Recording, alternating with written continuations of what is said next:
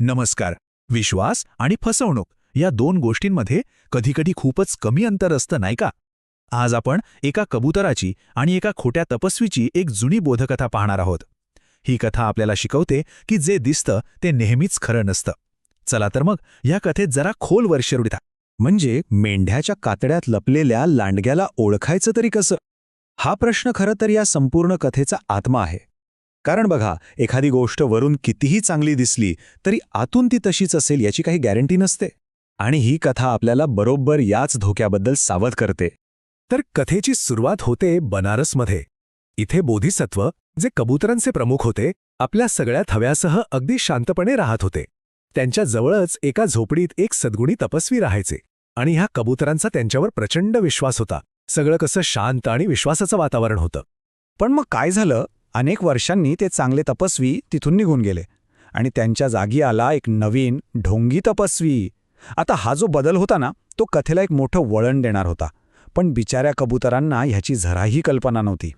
आणि गंमत म्हणजे हा जो नवीन तपस्वी होता तो तब्बल 50 वर्षांपेक्षा जास्त काळ त्याच झोपडीत राहिला. विचार करा, 50 वर्ष. कबुतरेही पूर्वीसारखीच त्याला आदराने भेटायला यायची. इतका मोठा काळ गेला होता की त्यांच्या मनात शंकेला जागाच उरली नव्हती. पण म्हणतात ना, सत्य जास्त काळ लपत नाही. एके दिवशी या ढोंगी तपस्वीचा खरा चेहरा समोर येऊ लागला. झालं असं की गावकऱ्यांनी त्याला शिजवलेलं कबुतराचं मांस खायला दिलं. आणि फक्त त्या एका चवीने त्याच्या मनात लपलेली लालसा जागी झाली. ते मांस खाता क्षणी त्याच्या मनात विचार चमकून गेला, वा, याची चव तर काय अप्रतिम आहे. आता मला या कबुतरांपैकी काहींना मारून खायलाच हवं. आणि इथे पहिल्यांदाच त्याचा तो खरा दुष्ट हेतू आपल्या समोर येतो. आणि हे काही त्याने रागाच्या भरात ठरवलं नाही, त्याने अगदी थंड डोक्याने एक योजना आखली.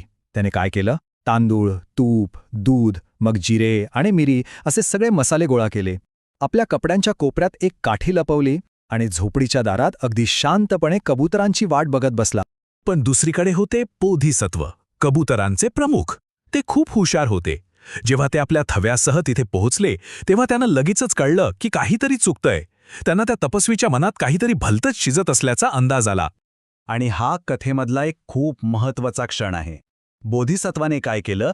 तो वाऱ्याच्या विरुद्ध दिशेला उतरला आणि त्याने त्या तपस्वीचा वास घेतला. त्याच्या आतल्या आवाजाने, त्याच्या सूक्ष्म निरीक्षणाने त्याला धोक्याची सूचना दिली. त्यांचा निष्कर्ष अगदी स्पष्ट होता. त्यांनी आपल्या थव्याला सरळ सांगितलं, ऐका, हा माणूस आपल्याला मारून खाणार आहे. त्याच्याजवळ अजिबात जायचं नाही. आणि एका क्षणाचाही विचार न करता ते आपल्या थव्याला त्या आश्रमापासून खूप दूर घेऊन गेले. पण ही गोष्ट इथेच संपली नाही. कबुतरांना असं दूर जाताना बघून त्या ढोंगी तपस्वीने आपला शेवटचा डाव टाकला. त्याने गोड गोड बोलून त्यांना परत बोलावण्याचा प्रयत्न सुरू केला. आणि इथूनच सुरू झाला सामना गोड शब्दांचा आणि धारदार सत्याचा. तो तपस्वी म्हणाला, अरे माझ्या पक्ष्यांनो, या डोंगरात तब्बल 51 वर्ष तुम्ही मला भेटायला येत होता. आज काय झालं? सगळा जुना आदर विसरलात का? म्हणजे बघा, तो त्यांना भावनिक करून जाळ्यात ओढायचा प्रयत्न करत होता. पण बोधिसत्वांनी त्याला तितकंच सडेतोड उत्तर दिलं. ते म्हणाले, आम्ही मूर्ख नाही आहोत. आम्ही तुला ओळखलंय. तू आमच्या जीवावर उठलायस आणि म्हणूनच, अरे ढोंग्या, आम्हाला तुझी भीती वाटतीये. काय जबरदस्त उत्तर होतं हे त्या खोट्या गोडव्याला. आता त्याचं पितळ उघडं पडलं होतं. मग काय, त्या तपस्वीने रागाच्या भरात ती लपवलेली काठी कबुतरांवर फेकली. पण त्याचा नेम चुकला. त्याची फसवणूक उघडं झाल्यावर त्याचा हल्लाही फसला. आणि मग बोधिसत्वांनी त्याला शेवटचा इशारा दिला. ते म्हणाले, ऐक, जर तू इथे थांबलास तर मी सगळ्या गावकऱ्यांना बोलावून तुला चोर म्हणून पकडून देईन. सरळ इथून निघून जा. या धमकीनंतर त्या ढोंगी माणसाला तो आश्रम कायमचा सोडून पळून जाण्याशिवाय दुसरा मार्गच नव्हता. आता जातक कथांमध्ये नेहमी शेवटी एक गंमत असते. कथा सांगणारे त्या पात्रांची खरी ओळख सांगतात. चला तर आपण ही पाहूया की या कथेचा खरा अर्थ काय आहे.